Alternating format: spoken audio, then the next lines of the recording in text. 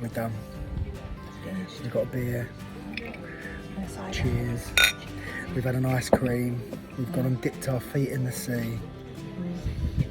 And we thought we should give you some hints and tips if you're going to do this, because there's so many things that we found along the way that helped or didn't help. But I mean, they're going to be in no particular order. They're just things that we think are important if you're going to do this. Go. Oh, I think first one will be check what is going on in the local area on the weekend that you're heading off, because that was what buggered us at the beginning, because it was the Festival of Speed. But we didn't want to change the weekend, because it was obviously, it would have been our wedding day, so that's why we stayed on that day. But it definitely made things more difficult, because we couldn't book anything within 20 miles of Chichester. So it meant that our first walk was like The first 23 walks. Yeah, because we had to, over the weekend, get out of the area. So we had to do 23 miles and then 18 or 19 miles, which then buggered up all of the rest of the journey, because we wanted to, the plan was to do about 12 and a half miles a day, which would be perfect. Yeah, that would, you'd be able to comfortably do that and enjoy it. So definitely check out the weekends. Compeed. You need plenty of Compeed. Yeah. We bought 3 boxes of Compeed. We bought two of the assorted ones, and then was it that? 2 of the assorted ones, 2 assorted and 1 of the hill one of the hill plasters. And we went through the assorted ones really quickly, actually.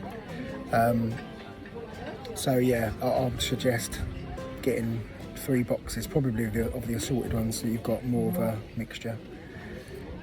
Although Vaseline was also really good, because I had Compeed on for a little while and I was in so much pain. On one of the days was really bad, wasn't it? My feet were really, really bad.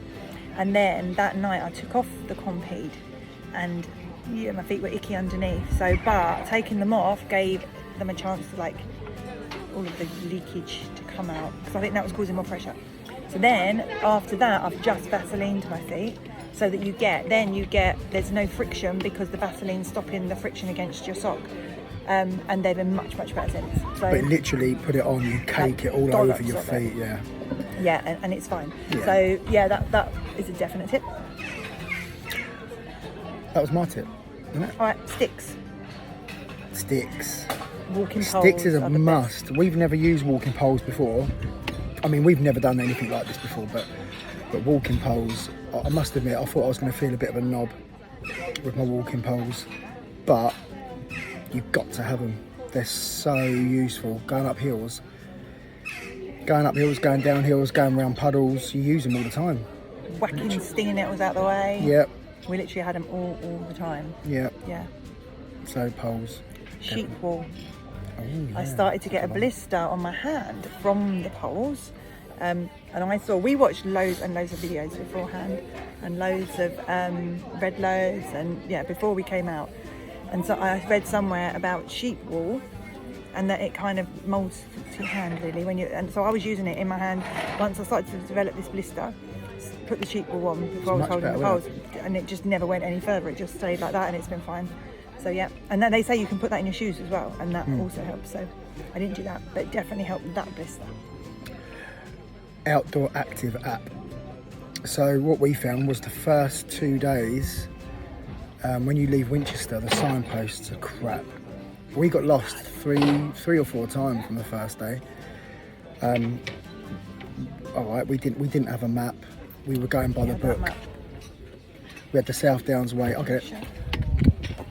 We had the South Downs Way book, that one, which has got maps and everything all through it, but they're very basic maps, and they're not to scale or anything. And I think this is quite dated. I think it's quite a dated book now. But it is really good. It tells you. To take it. Don't not take one. Get one, but download the Outdoor Active app. Yeah, this tells you where water taps are and all sorts. Yeah. It tells you that different things. See places to eat. Gives you loads of places to stop. But since COVID, a lot of the places, like the bed and breakfast places, haven't opened back up again. quite a few people that I phoned had said that they were a little bit older and they were a bit worried about having people in the house with COVID, so that they just weren't reopening. So don't and book early. That's a tip I would give. Definitely book early, because you get much more choice the earlier you book, which then dictates your distances. So we stayed in a really nice variety. We wanted to try lots of different places that we hadn't tried before.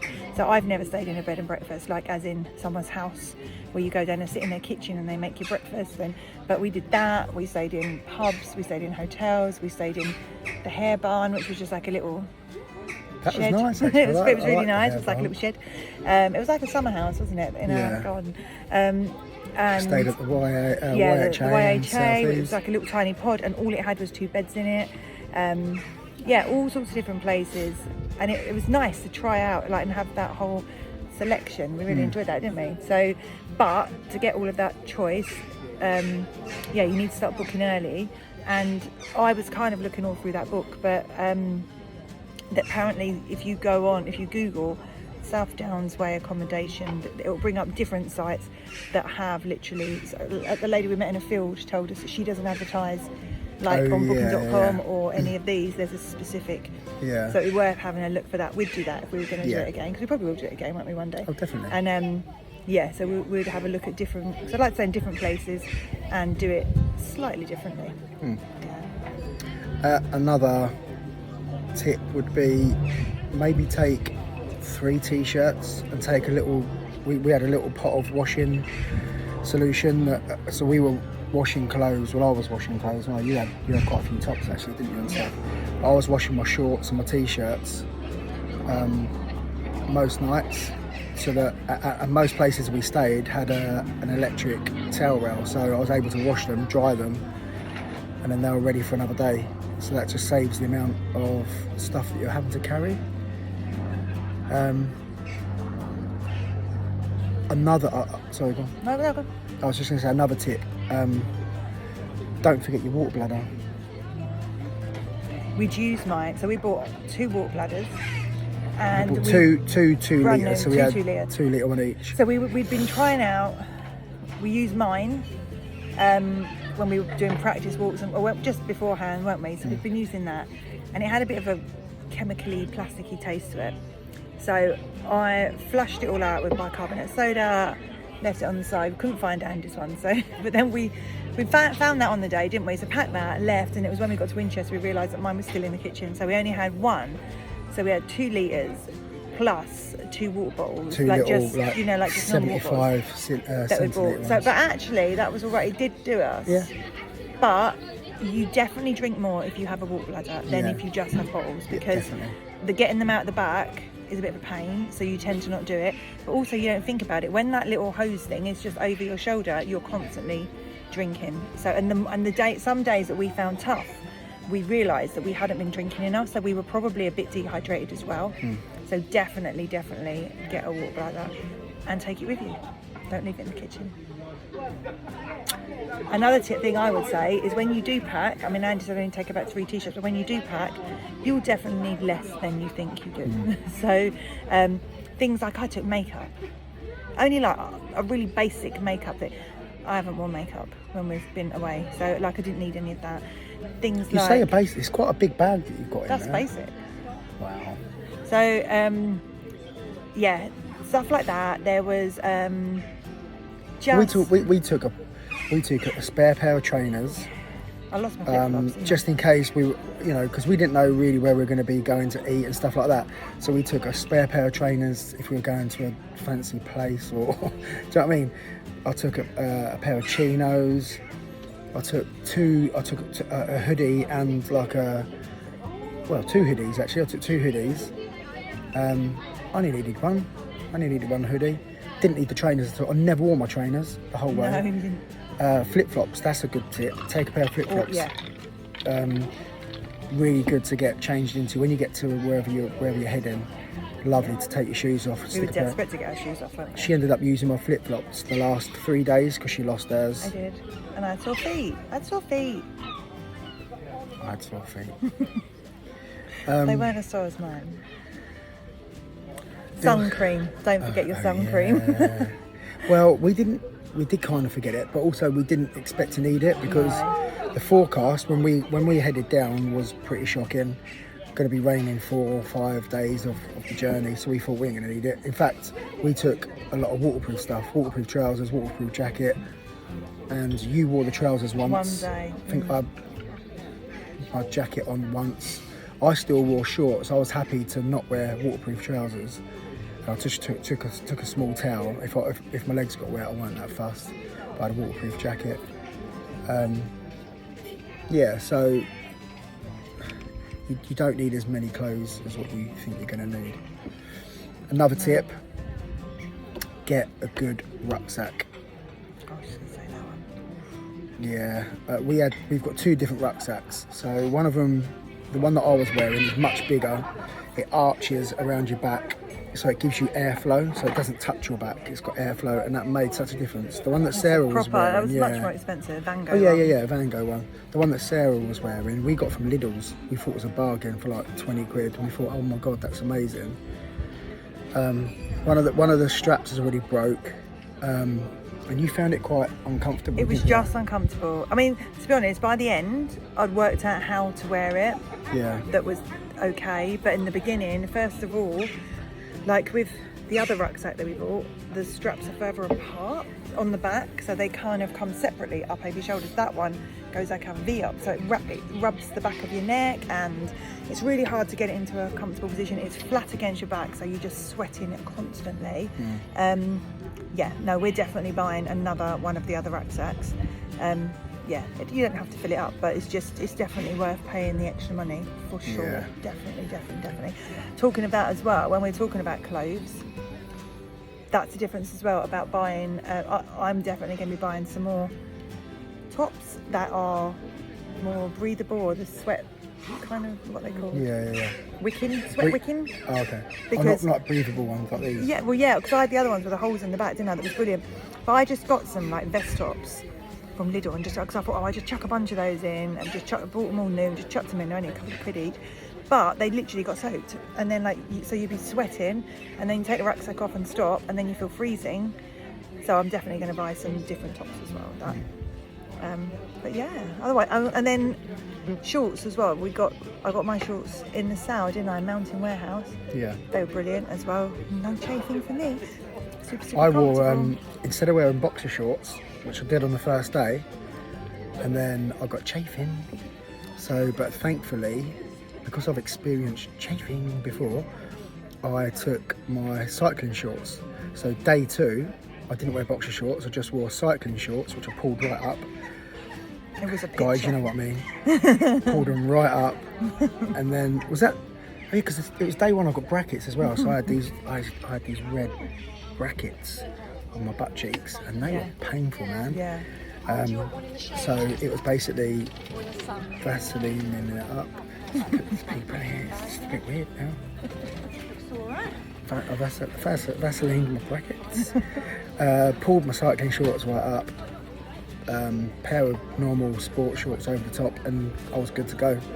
So that really helped. That's a massive tip, I would say, for guys that suffer from chafing.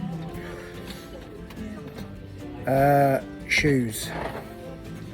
So we don't wear hiking boots. We've got trail shoes. The ones we've got are from Adidas, and they're called Cloud Foam. Yeah, they look like trainers, but they are for hiking and stuff. They've got a really good grip on the bottom. They are so comfortable. And if you do get caught in the rain, they dry out really quickly. Yeah. This is the thing. They said with boots, they tend to hold water, and there's nothing worse than having to put wet boots back on. But ours dried out, didn't they? They just dried out really quick. Yeah. And really comfortable. Apart from the little toes getting blistered. Yeah. That was the only issues with them, wasn't it? Yep. Oh, and also Fitbit. I've got an old Fitbit Blaze, but it's just useful for tracking your steps. Yeah. On the first day, we done just under 50,000 steps. And I think on our shortest day, we did about 30,000. But it's just good to have, just to know what you're doing. Food. We took loads and loads of protein bars with us, thinking that, you know, like, so that we could. We took enough for one each for every day. Days. Yeah. So we had like 18 bars. We ate about 4. I think we got about 15 up. Yeah, we just didn't, because there's places to stop all along the way, and you kind of want to. It's nice to go in to find, you know, as you're going along, you just come across some random little cabin thing somewhere and it's really nice. You want to go and experience all of that, so we weren't we, going into those. So we didn't, so it's just more stuff you're carrying for nothing. So don't do that. Battery packs for your phones, especially if you're going to use the Outdoor Active app that I was talking about to track where you're going. Strava. I've been using Strava. So the Outdoor Active app we used as a guide for where we need to go, which is really good. That you can actually, if you go on the Outdoor Active app, you can actually search South Downs Way, and people that have done the South Downs Way, they've tracked it. So you know you can basically look to make sure you're on the right. GPS will track you, and it'll let you know whether you're on the right path. You know, you can see where you are. What was I talking about? Battery pack. We're still tired. We took 2 battery packs, didn't we? But we only really used one. Yeah, my one was a bit rubbish. But yeah, make sure you take one, especially if you want to track the whole way. It will drain your battery, and so you definitely need at least one battery pack for your phone. I think that's it though, isn't it? I think so. Yeah. But just what I would say is just enjoy it when you're doing it, and like keep your head up. Like the first couple of days are quite tough. Because the paths are difficult to do that. Yeah, and the paths are really rocky, so you kind of find that you're looking down all the time. And when you're looking down, you're not taking in what's around you. You feel like you're just tracking. Like it can be quite hard. So it's just remembering to take the time to put your head up and take a look around at what's around you. And it definitely mentally makes a big difference, doesn't it? Yeah, definitely. It's just with everything, your posture, everything. You know, well, I'm a bit of a mindset person, so it just literally lifts your mood when you lift your head, doesn't it? And it really did. I really noticed that on this journey. That the more we actually looked up and appreciated where we were and what we were doing, the easier it was to do it, wasn't it? Yeah. But hopefully there'll be many more videos of us walking to come.